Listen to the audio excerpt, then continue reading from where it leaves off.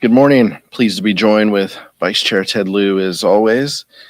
At midnight, the federal government officially shut down because Republicans failed to fix the healthcare crisis that they've created. This is a sad, serious, and somber moment for the country. Americans are already facing a dual affordability and healthcare crisis thanks to Donald Trump's tariffs and Republicans' big ugly law. And now, because Republicans refuse to come to the table and negotiate with Democrats, Americans can suffer even more. We were elected to solve the problems of this country, not make them worse. And that's exactly what Donald Trump and his Republican henchmen are seeking to do. From the beginning of the Trump administration, Republicans have shown us that they have made their priorities clear. First, their signature legislative achievement. Republicans passed the largest cut of healthcare in American history, all to provide a tax benefit to corporations and billionaires. I wish that it was an exaggeration, but it's the truth. Democrats didn't greenlight this cruel, costly healthcare cuts, and now we continue to stand against them. Preserving and expanding access to quality, affordable care has always been House Democrats' top priority. It should come as no surprise to Republicans that we wouldn't support their agenda that dismantles healthcare, makes it more expensive, and puts it out of reach for hardworking families. That's why we've done everything in our power to give Republicans the opportunity to do the right thing, to join with us, to work, to collaborate, to have conversations, to have bipartisan funding bills that look out for the economic well-being of the country. We even laid out our own plan that keeps the government open while ensuring Americans could keep their health care, afford medications, and continue to see their doctors. Even as the government closes, Democrats will continue to keep fighting. I hope our Republican colleagues will finally wake up and join us. Vice Chair Ted Lieu. Thank you, Chairman Aguilar. Today is day one of the Republican shutdown. Republicans control the White House, the Senate, and the House. Democrats are here working on behalf of the American people. We're fighting to lower costs, cancel the cuts, and to save health care. And where are House Republicans? They are on vacation. We are asking Speaker Johnson to bring back House Republicans right now so we can work together to not have this government shutdown. It is now a very bad time to have a government shutdown because we are in a very bad economy. We know that unemployment has now hit near 4-year highs. We know inflation has continued to rise this year. And we just learned today from payroll processor ADP that private sector jobs, which were expected to increase by 50,000 last month, instead decreased by 32,000. Trump's economy is crushing Americans financially. House Republicans need to come back, work with Democrats, and stop this Republican shutdown. Thank you, Ted. Questions?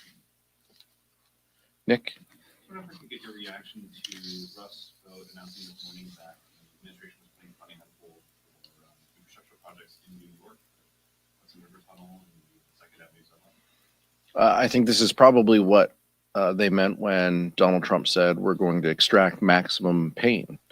The goal from Donald Trump and his administration has been all along to make this painful. This isn't about policy priorities for them.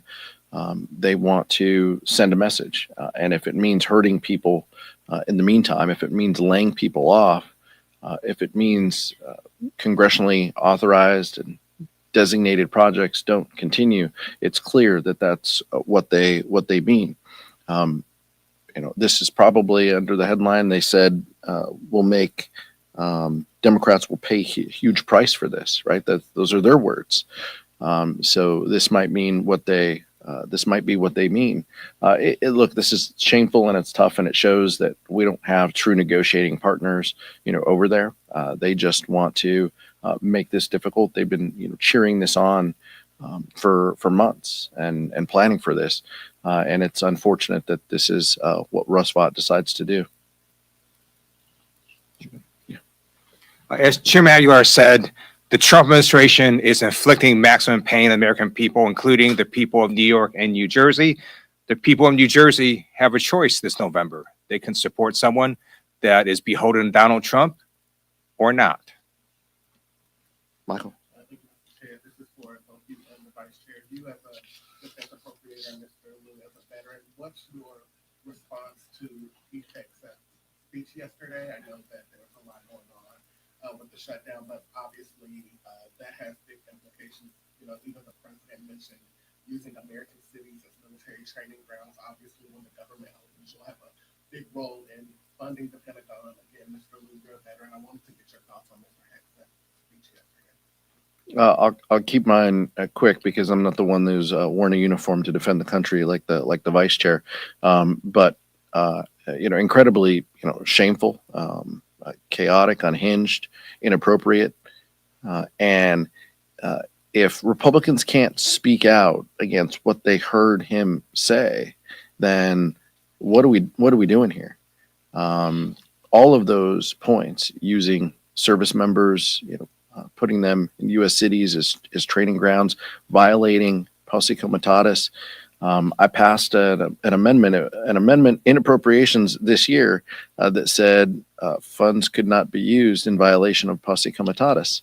And every Republican, they accepted the agreement. It passed in voice. Chairman Calvert and our Republican colleagues in the full committee of appropriations, passed it. So that's how they feel. They feel this is a non-issue, or they did 2 months ago. I'm curious if they feel things have changed now, and it's unfortunate that we're in this place. But from women not being able to serve in combat, I mean, there's just so many things, Michael. We can go down the litany of terrible ideas and policy positions that the secretary mentioned. By the way, the most unqualified Secretary of Defense that this country has ever seen. So it's hard to take him serious.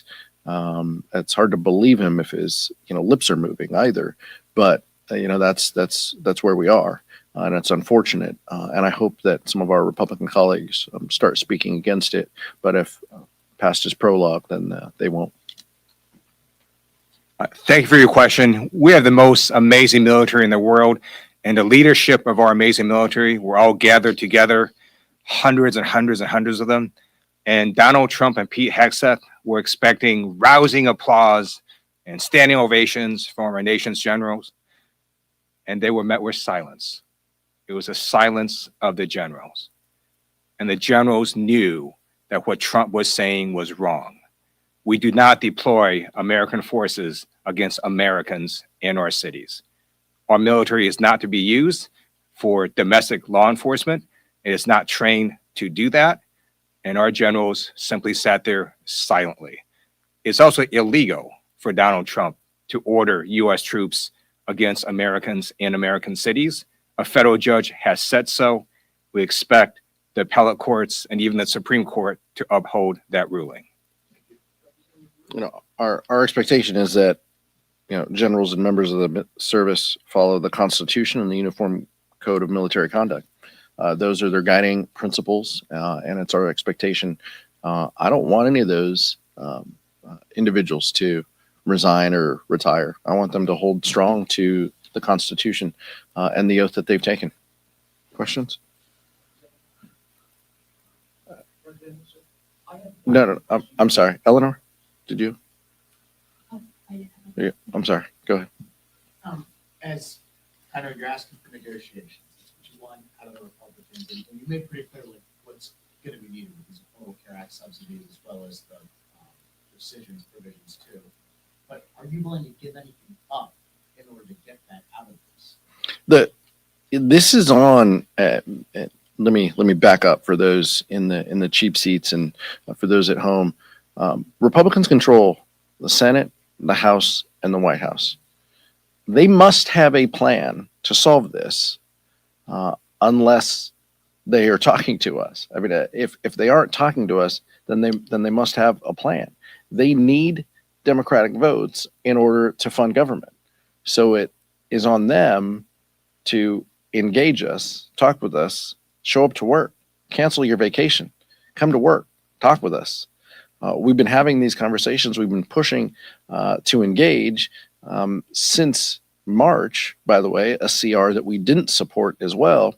And we have been saying loudly that we have huge concerns from the rescissions that Donald Trump and his administration have executed to not spending resources that Democrats and Republicans have allocated. We've been telling our Republican colleagues for months these are concerns of ours. And we have told them, work with us, talk with us. And all we got were partisan bills because Speaker Johnson is just interested in being the chair of the Republican conference. He isn't interested, apparently, in being the Speaker of the House and passing things with 218 votes that can become law. That's what he could be focused on, but he's not. He is simply focused on doing what his conference wants, trying to keep them together. It's a shame because as a result, this is what we get. The Vice Chair said it. There were day one here, and it could have gone a different way, but that's not what House Republicans want. Thanks, Mr. Chairman. You guys have over 200 Democrats in the House. You only lost one vote on this continuing resolution when the vote was on it. Yesterday, before the shutdown even started, Senate Democrats lost 3 votes. Are you worried that as this goes on, we could see a repeat of the CR earlier this year and Senate Democrats? It's a question for the Senate, but I will tell you, each of those senators who voted yes, all of them have said Republicans need to come to the table. Republicans need to negotiate. Republicans need to help avoid the healthcare crisis that they have created. Look, I understand the question, but there is, unity in message and what we want that Republicans need to come to the table. Any one of those senators would agree, and many of the senators who voted no on the CR would say the same thing. Thank you.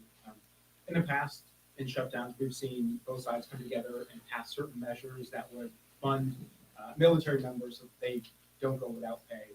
I was wondering, is there any discussion yet? I know it's early in the shutdown, but is there any discussion about doing any supplemental pieces of legislation like that? And I guess, or two, more broadly, Republicans will be back in the House next week. Is there any discussion yet about at least coming to the table and starting a negotiation?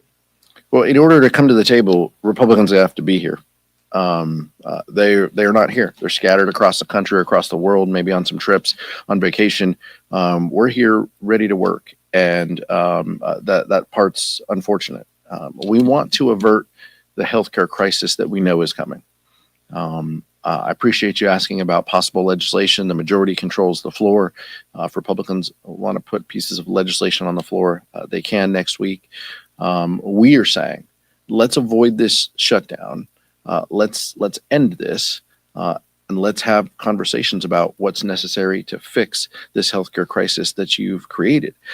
But we're not going to take pinky promises like Speaker Johnson hands out to his conference, giving them, select committees and other things. Like his word doesn't mean much to House Democrats at this point. After backing away from a truly bipartisan CR in December, that's the floor, by the way, of what we need. Democrats and Republicans coming together, agreeing to a continuing resolution. For those of you new to this room, Republicans backed away from that deal, from that bipartisan agreement when Elon Musk told them to, and then they had a smaller CR in March that we opposed. So that's the stakes of where we are. I don't control the floor. The Vice Chair and I don't control what comes to the floor. We'll handle that when Republicans notice it.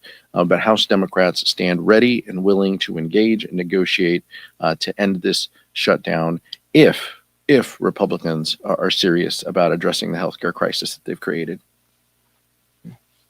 I just wanted to get your reaction to some fellow Democrats as well as Republicans have said, like the thousands of government workers who have been going without a paycheck, that some members of Congress should also go without a paycheck. Just wanted to see if you agree with that or what you think about that. Members will make their own decisions on that. We're very mindful of how the shutdown affects government employees, people who work for the federal government who have been furloughed, people who work here in the United States Capitol, people who work as vendors here in the Capitol as well. We know that this is a disruption to them and their families. There's no pride, there's no glee in that. The Constitution indicates that members of Congress get paid, and so that is the current law. Some members will take other positions to have their pay set aside for a moment of time. Every member will make their own decisions. Mike? Thank you. Republican leaders are saying that they're not going to go negotiate until the government is open. You're saying you're not going to open the government until they negotiate. So you guys have a real problem up here in the Capitol. With that in mind, do you see anyone in the White House, the president or anyone else, as a better negotiating partner at this point in terms of opening up the government? Even though you just said we don't have true negotiating partners over there. But is there anyone in the White House? Yeah, I don't think there's. I think it's incredibly difficult, but I think I don't think we trust any deal without Donald Trump in the room and as part of it. House Republicans have proven, even if they agree to something, they have to go back to him to bless it. And so I don't think at this point there's a solution without the president being in the room. And I think Leader Jeffries and Leader Schumer said the same thing in the White House, or something similar to the president in the White House. And I don't think that congressional leaders can push back on that at all. It's proven time and time again to be the case. I hope we were in a different situation where we, could engage in that. House Republicans have burnt through their goodwill by walking away from bipartisan deals in the past. Today was the first day that NPR and PBS were stopped receiving federal funding. What are your concerns with this lack of funding? Our concerns are, the bedrock of our democracy is a free press, and that means everybody should get an opportunity to hear the news, no matter your zip code, no matter if you're in a rural community or an urban community. And many communities get their news through one or two, channels or radio stations. And in a lot of rural America, much of that is through NPR and their affiliates. So I'm less concerned with the kind of, Beltway news sphere, no disrespect to all of you, but how Americans across this country receive their news. And in many cases, there's been media consolidation and just geographic barriers to people getting their news.